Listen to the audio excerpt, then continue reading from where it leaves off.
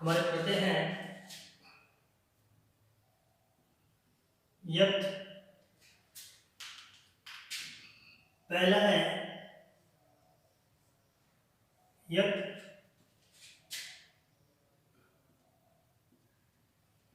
अयत और कयप। ये हमारे तीन प्रत्यय हैं।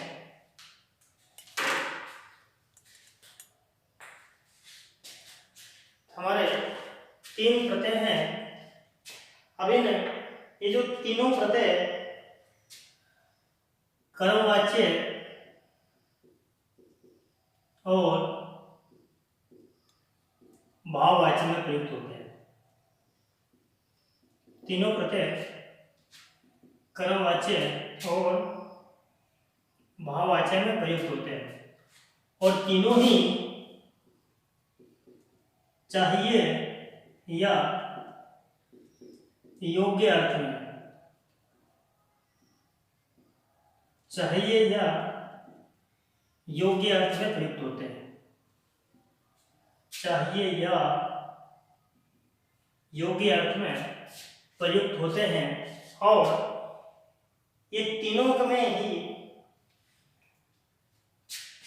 ये जो यत है वह अजंत धातु से व पवर्गांत धातु जिसकी सेकंड लास्ट मात्रा आ हो उसमें अजंत धातु से और पवर्गांत धातु जिसकी सेकंड लास्ट मात्रा ए हो उसमें यत प्रत्यय का प्रयोग होता है और अनयत प्रत्यय का प्रयोग जो होता है वो होता है ऋकारांत धातु से। ऋकारार्थ है हलंत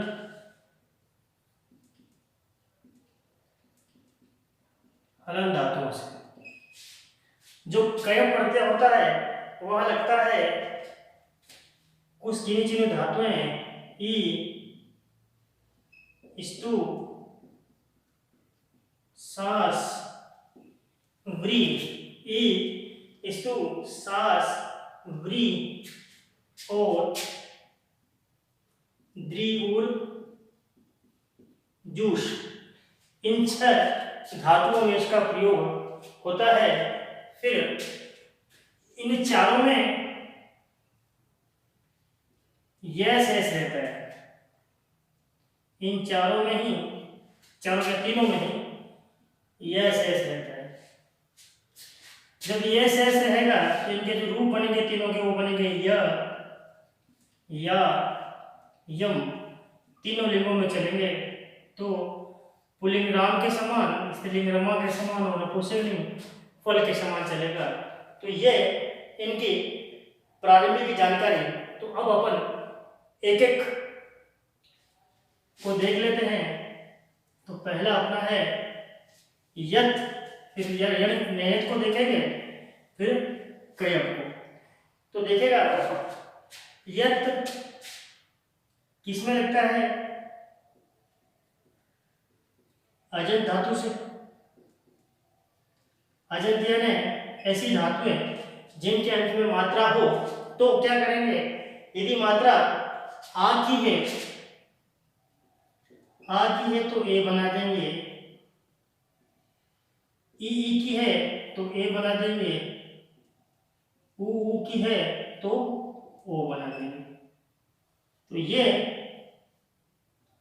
मात्रा के अंदर परिवर्तन अपन करेंगे। कैसे करेंगे? ये जो मात्रा है वो अंतिम मात्रा, यह अंतिम मात्रा है। इनमें परिवर्तन कैसे करेंगे? जैसे देखेगा आ वाले में, जैसे अपने पास दा, धा, ग्या, स्था। ये आ की हमारे पास धातुएं हैं। हा, गई की गा, गई से गा, और त्रा, त्रय से। तो ये धातु हमारे पास है आ वाली। इनके आ को क्या हो जाता है, ए हो जाता है, जिसे दा में यत जोड़ेंगे तो बन जाएगा दा का दे, देयः, देया और देयम। दा मैंने देना, दे यानी देना चाहिए। तो ये आ वाले में हो गया। अभी अपने ई की मात्रा के लिए, ई की मात्रा के लिए अपने पास मात्राएं है क्री, शी, ची, जी और नी। ये मात्राएं हमारे पास है। तो हम यहाँ क्री को लेते हैं, क्री प्लस यत करेंगे तो क्री, क्री का ई का ए, तो क्रे, क्रेया, क्रेया, क्रेयम। ये हो गया यत का, यत में ई की मात्रा का। उसके बाद हमारे पास है ऊ की मात्रा। ऊ की मात्रा में, ऊ की मात्रा में हम बनाएंगे, ध्यान देना, ऊ की मात्रा में ओ बनता, ओ के बाद अ बन जाता है। ये आप ध्यान दीजिएगा, आ का ए, ई का ए, ऊ का औ बनता है, ऊ का ओ बनने के बाद अ बन जाता है। ऊ की मात्रा में हमारे पास है भू, सु, सु और हु। अब हम भू प्लस यत करेंगे तो बनेगा क्या, भू का ऊ का अव, तो भू का भव और इसका य, भव्य, भव्य, भव्यम। तो ये यत प्रत्यय का पहला नियम कंप्लीट हुआ। अब आता है नियम नंबर इसका 2। ये इसका पहला नियम। नियम नंबर 2 में, नियम नंबर 2 में कह रहा है प वर्गांत,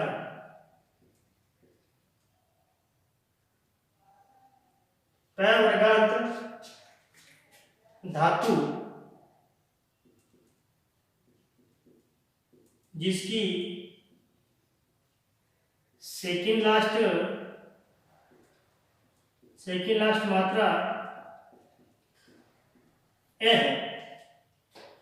इसमें क्या करेंगे, इसमें डायरेक्ट जोड़ना ही है, कुछ अपने को करना नहीं है। तो अपने पास है सप, लब, रम, गम, फिर अपने पास यम, नम और जप। अब इनमें क्या करना है, सप में यत जोड़ेंगे तो सप्यः, सप्य और सप्यम हो जाएगा। देखिएगा इन सब के अंत में पे है, पे वर्ग का, उससे पहले मात्रा एक की है, तो ये नियम नंबर 2। अब उसके बाद इसके कुछ अन्य उदाहरण और है। तो अन्य में हमारे पास पहला है हन। हन का होता है वध, तो ये होता है वध्य। फिर हमारे पास शक और सह, तो शक से हो जाएगा, सीधे जोड़ेंगे शक्य, ये हो जाएगा सहय। फिर हमारे पास है गद, मद और चुर, इनको भी सीधा ही जोड़ देंगे तो ये हो जाएगा गद्य, ये हो जाएगा मध्य, ये हो जाएगा चूरिया। तो ये यत प्रत्यय जिसके हमने 3 नियमों में देखा। अब आगे देखते हैं अनयत प्रत्यय क्या कहता है। अनयत प्रत्यय कहता है कि पहला जो नियम है वो इसका है ऋकारांत। ऋकारांत धातु से, जब ऋकारांत धातु से करेंगे तो जो री है उसको आर बना देंगे। री को आर बना देंगे। कैसे बनाएंगे? तो हमारे पास धातु है क्री, ध्री, हरि और री, ये धातुएं हैं। तो इन धातुओं में से अपन क्री प्लस अनयत करें तो री, री का आर, क्री का कार, इसका य, कार्य, धार्य, आर्य और आर्य। री में अनयत करेंगे तो इसका आर ये के ऊपर रह जाएगा आर्य। तो ये नियम नंबर 1। नियम नंबर 2 है हलंत धातु से। जब हलंत धातु से करेंगे तो इसमें क्या होगा? यदि धातु की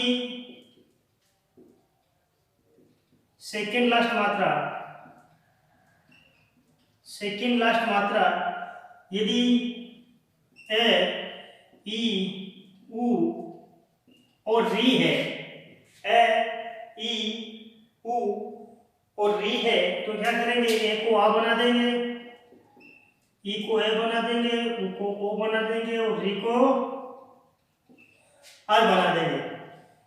तो ये 4 परिवर्तन धातु की सेकेंड लास्ट मात्रा में रहेंगे। अब इसके अंदर अपन एक एक धातु उठा लेते हैं तो देखिएगा कैसे, ध्यान दीजिएगा। जैसे लिखा वह, लिख, भुज और वृत्त।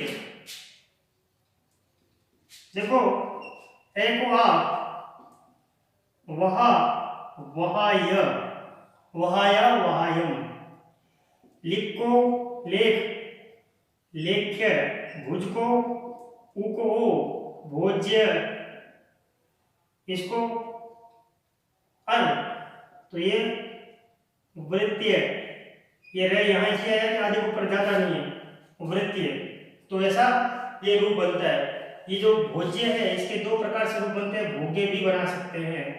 तो ये अपने नियम ऋकारांत धातु से और हलंत धातु से। अब हलंत धातु में कुछ उदाहरण और अपने पास है, वो है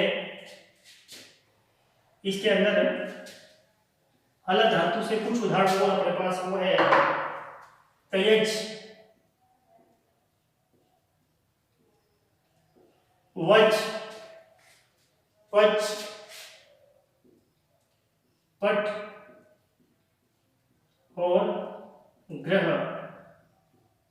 इनका बनेगा तयाज्य, वाच्य, पाच्य, पाठ्य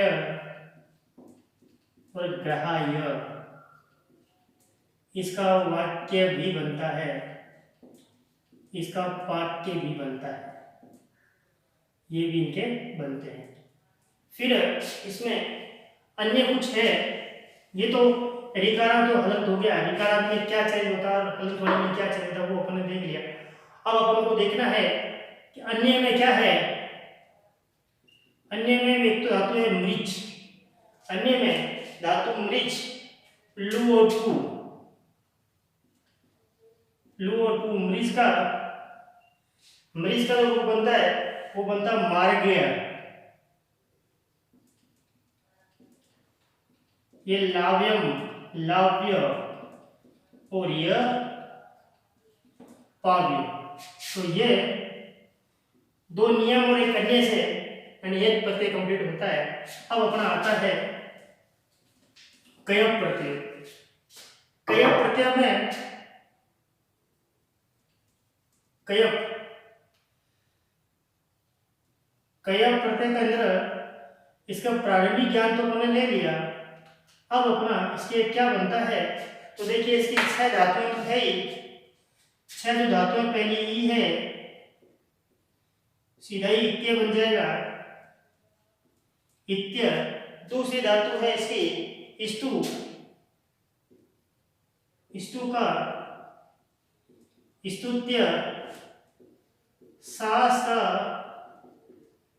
शिष्य, व्री का वृत्य, द्रि का द्वितीय और जूष का जूष्य। तो ये तो हम लोग सीधा ही बना लेंगे। अब इसमें 3-4 धातुएं और है जो कि जिसको हम अन्य कह सकते हैं। एक है मृच, फिर भ्री, क्री और वृष। इसका मृज्य, भृत्य, कृत्य